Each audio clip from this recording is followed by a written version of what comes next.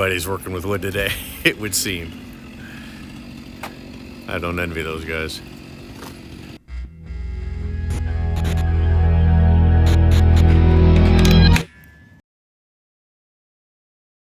All right, we've hit a Cincinnati spring, more or less.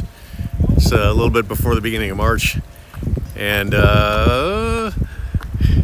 61 degrees out.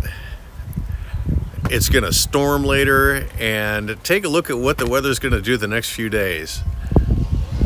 Yeah, typical. So anyway, I've got my hunk of mahogany for Gary's neck. So I'm going to go ahead and cut it to width right now.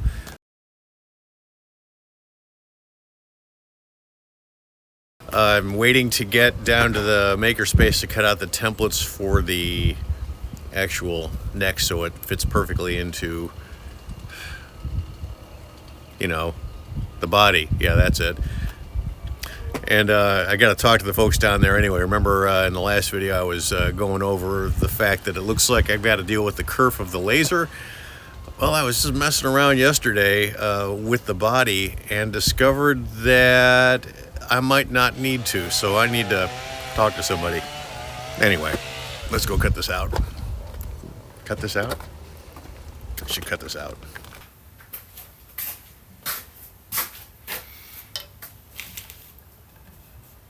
So this is a little too thick, of course. Since I don't have the template for this yet, I can at least get it prepped. So I know that I want the neck, just the neck part, not the fretboard, to be 13/16 of an inch. So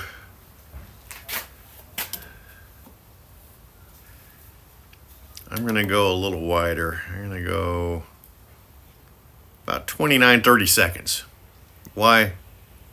Because it looks about right. So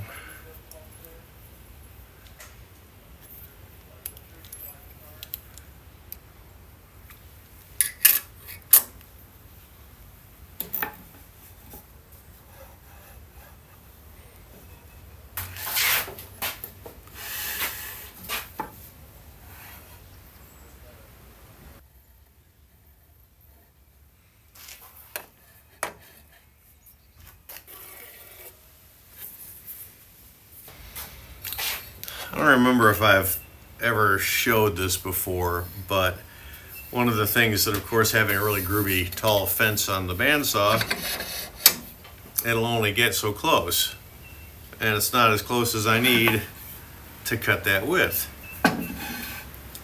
Now this fence, I can take it out and flip it down so this thinner part is the fence, but man, that is really, really narrow. So I built this. I'll cut off a limba from a guitar I built for a friend. And these bolts slide into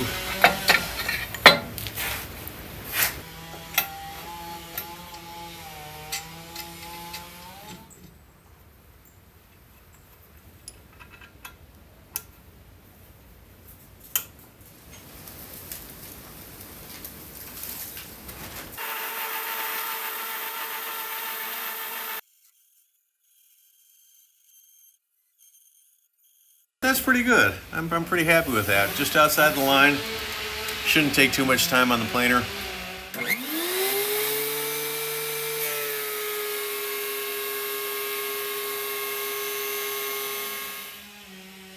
Leaves a little room for sanding. I'm good with that.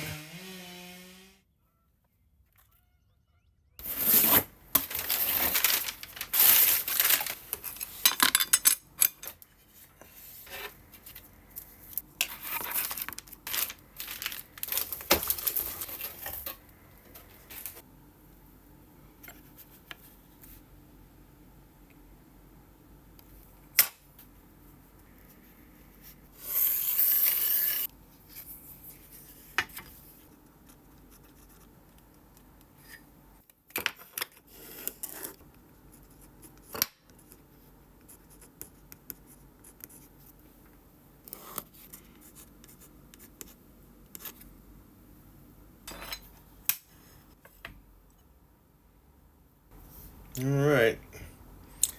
I really can't do a whole lot more than this right now until I get my neck template made, which is a week from today. Unless I can sneak in there and get it done sooner. But anyway, yep, got my truss rod, and I got my carbon rods, and I got my fretboard, block inlays. I've not done this before, so we'll see how it goes.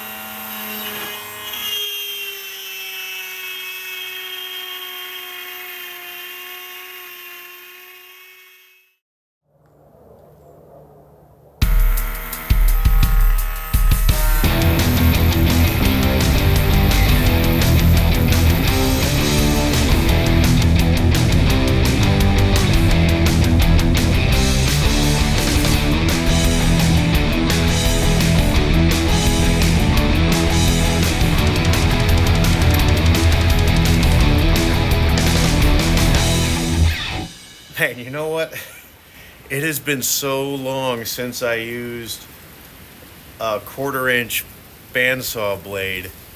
I've got what, a 3/4 inch normally is on here for resawing on my little benchtop bandsaw. That's, I think, it might be a half, maybe 3/8.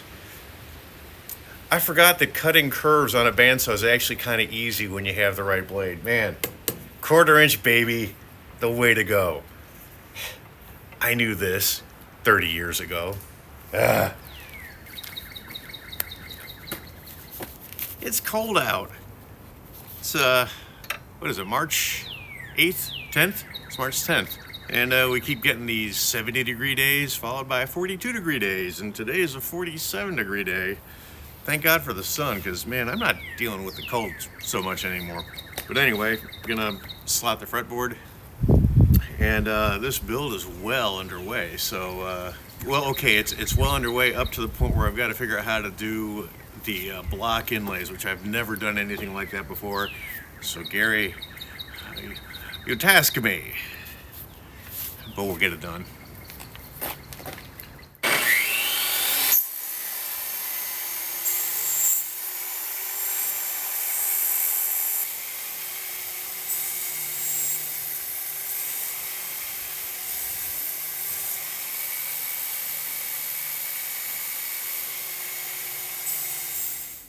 So there we have it.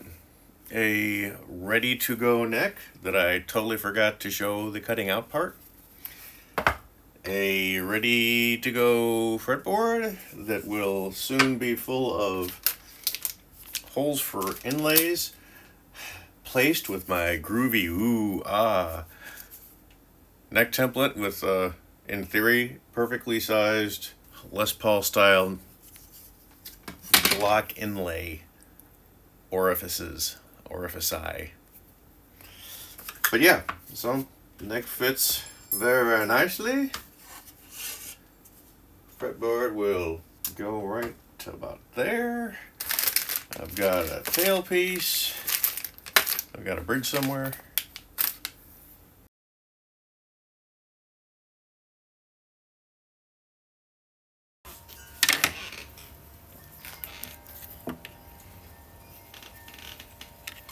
And that's not a mistake. That's just so I know where the actual end of the fretboard's going to be.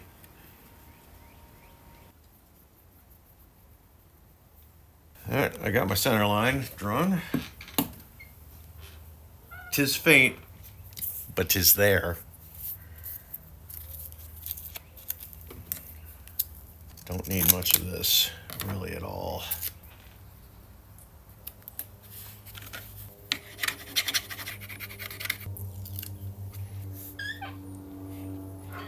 I just line up my nut and my fret lines and the center line.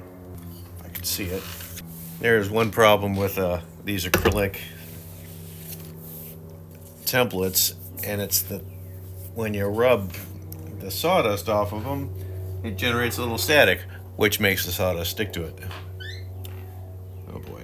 Oh well. I'm a little worried about this. It's a little bit wonky, but I'm not hitting it very hard with any kind of pressure.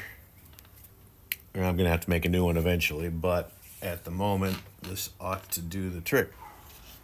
So I made a mark, oh, you can see that, right at the depth of one of these pieces. And then set the router to exactly that depth.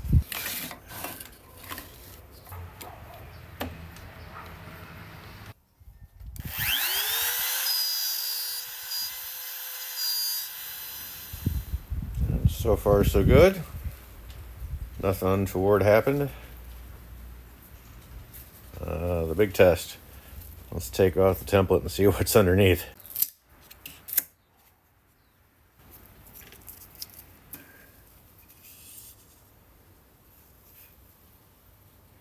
I just got to square the holes up.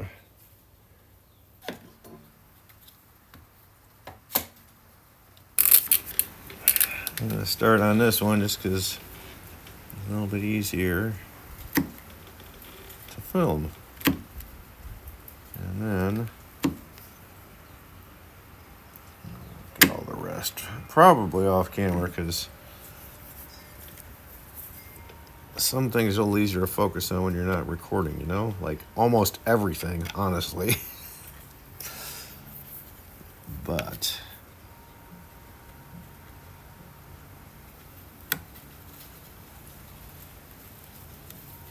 and I am forever in awe of people that do the really intricate stuff with very fine knives and very steady hands. I would love to get there someday. So just put that in the list of one of the other and 8,000 things that I want to get better at. I'm being probably a little more cautious than I maybe need to be, but I have not done a lot of hyper precise chisel work like this before.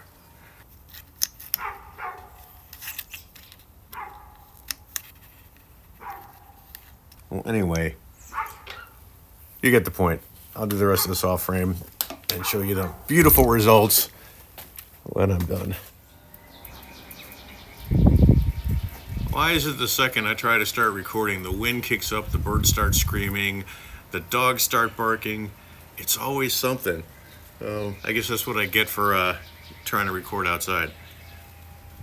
Anyway, next thing up is to drill the 2 holes, which will be either side of the access hole for the truss rod slot. I'm gonna drill them out with I guess a 1/4 inch drill bit, maybe a little bigger. I gotta measure that. So it looks like a 5mm bit will be perfect.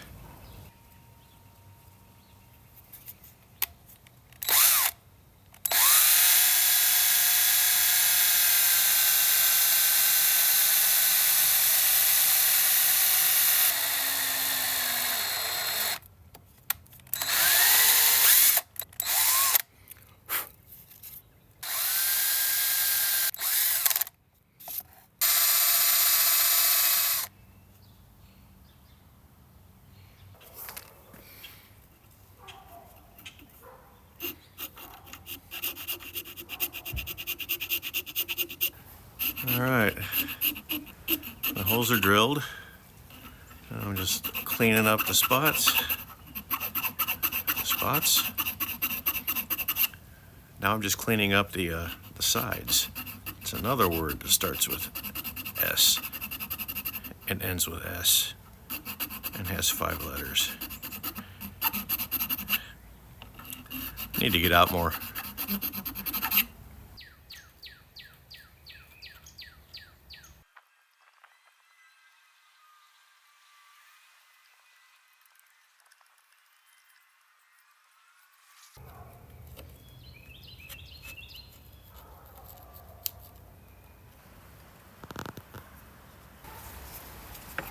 All right.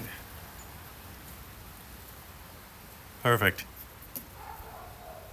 So I know there's a little piece of neck right there. Don't worry, that's binding is going to cover that. So all's good there.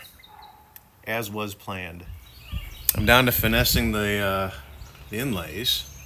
I got these all mostly fit. And I'm just getting to the point where I'm making sure they drop in without too much friction. But I'm liking how they're looking so far. So I got my little block and sandpaper just to take the tiny little bits off after I'm sure I've got the hole perfect. And sometimes I will go in and just finesse that slot a little. Always some kind of eye protection. So a little thin CA glue. Just kind of flood the hole.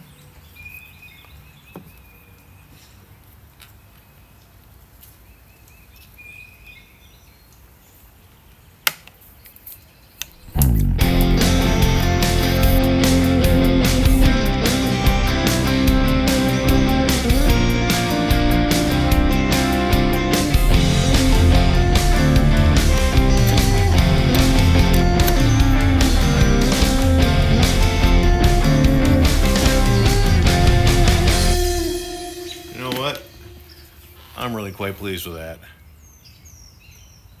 It doesn't even look like it's going to take a whole lot of filling. That can't be. Once I start radiusing it, that's when we'll find out the answers.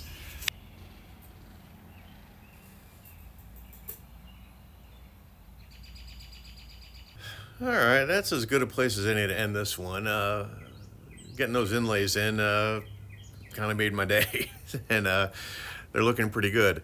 So, hope you're enjoying this. We'll continue this pretty quick. I think I'm going to get an awful lot done in the next couple days, and we'll get episode 3 up as well. But in the meantime, like, subscribe, all those things.